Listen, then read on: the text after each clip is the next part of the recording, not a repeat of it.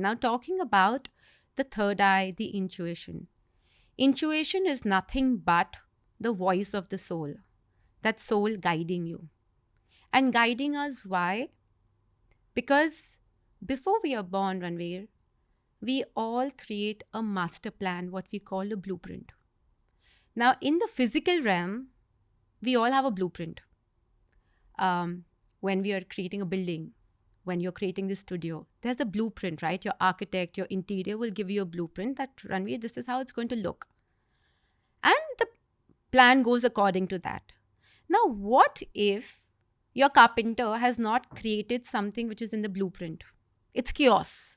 You have to start from scratch. Similarly, when the soul prepares the energetic blueprint, it's in a very different language. It's in an energy language. Correct? Are you with me on this? Yes. Okay. But when we are born as humans, religion, background, society, parental upbringing, parental limitations, their traumas, education, pressure to make money, etc., distracts us, our brain, from what the soul is here for. So, because we forget what we are here for, but the soul remembers, the soul is still a part of our being. We don't leave the soul in the spiritual world and our body here. So the soul is constantly nudging us, guiding us, ki, no, you're going away. This is not right. This is right. Correct? That gut feel, that intuition is the voice of the soul. Now, why third eye, scientifically and biologically? Third eye is the seat for all our senses. Eyes, ears. And basically your emotional self, your seat of awareness. The seat for all our senses. Yeah. The chakra of third eye is located amongst all our senses. Now, what are our senses? We see, we feel, we taste, and we hear. And then, of course, we touch. But touching does not always have to be from the hands. It can also be any kind of touch. I'm assuming that all of these things, the skin on your face, your eyeballs, your ears, the nerves inside your mouth, they end in a nerve cluster somewhere near the third eye. cerebrum. Yes, but which is located here? Okay. The pituitary gland and the pineal gland. That's why it's the seat, it's the center. And also your third eye connects between your eyes and ears. The nerves run through your eyes and nerves. Now, whenever we get a gut feeling, intuition, whenever psychics get visions, whenever astrologers get visions or tarot card readers are doing some prediction and they get visions in two forms. Either they see or they hear. Clairaudient is the gift of hearing information. Clairvoyance is the gift of seeing.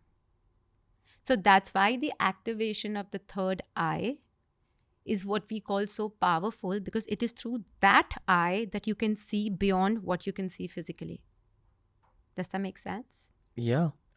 And I'm giving you a very biological, because you said biological, scientific reason. I've done enough podcasts with both Tantra experts as well as neuroscientists to know that the modern day human being is evolving into its next stage. Yes. In my eyes, and according to me generally, I feel like this is one of the aspects of the next stage. True. Higher faculties of the brain. True. If listeners have read the autobiography of a yogi, they talk about these things, the higher faculties of the brain. But do you know why it's the higher faculties of the brain? What comes after the third eye is the crown chakra. Till the time you do not open your third eye and master all that comes with it, the crown chakra will not be fully open. I feel like opening the third eye is not everyone's cup of tea, and it's not something everyone should do, according to me. Yeah. Do you agree? Do you disagree? I absolutely agree. Opening it is very easy.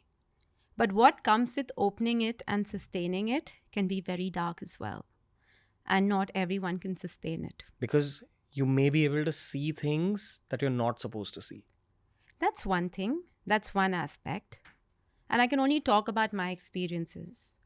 When my third eye was opened, when I was 9 and 16, these were the two poignant years or time of my life. At the age of 16, when I got initiated into my power by my guru, I went through a lot of tantric psychic attacks.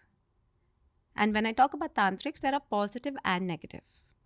And they are aware of anything powerful coming into play. So anything with power, they want to capture it so that they can use it. Now we all have an authentic soul and a walk-in soul. Authentic soul is our soul, which is what we are born with. But that can also be captured, that can go missing, that does astral traveling. So I went through a lot of that when my third eye got opened. Because my soul was so keen to study, I would be in and out. I would visit different planets, Ceres. That's where I come from, starseeds. Of course, that's a different realm altogether. But it does exist, and I'm only talking about my experience. So there was a lot of dark entities, dark forces, low vibrational entities, because all of a sudden they know that you can see them. They know that you can hear them. They know that you can help them. Help them. Yeah. Because when your third eye is open and when you practice, I also do spirit releasement. So souls who are stuck in the astral realm or low vibrational souls that don't reach enlightenment, or they are stuck, or in Hindi, as they say, mukti nahi milti hai, they need a certain amount of powerful high vibrational energy to move into light.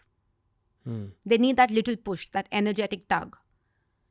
And because they know that you can see them, they know that you can help them, I would get engulfed by all those experiences.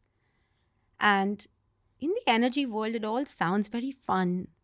But when you're physically going through it, it can be quite, especially, it was just, like I said, 16 years, not even 16, 15 and a half.